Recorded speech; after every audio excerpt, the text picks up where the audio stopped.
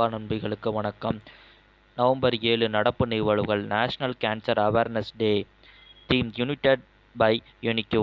International day of medicine physics. Infant protection டே.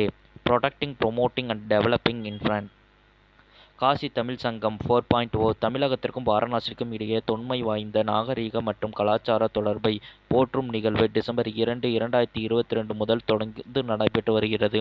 உத்தரப்பிரதேச அரசு மற்றும் ஒன்றிய கல்வி அமைச்சகம் தமிழ் கற்போம், அகத்தியர் பயணம் ஆகிய இரு புதிய திட்டங்களை தொடங்கி வைத்தது. புதிதாக உருவாகிய புயல் கால்மேகி புயல் பிலிப்பைன்ஸின் அவசர நிலை அறிவிப்புக்கு தள்ளியுள்ளது. பசிபிக் பெருங்கடலில் மழை மற்றும் காற்று சுழற்சியால் உருவானது இந்த புயல். 114 பேர் இதற்கு உயிரிழந்தனர். 2025ஆம் ஆண்டு பெயர் பெற்ற 25வது புயல் இதுவாகும்.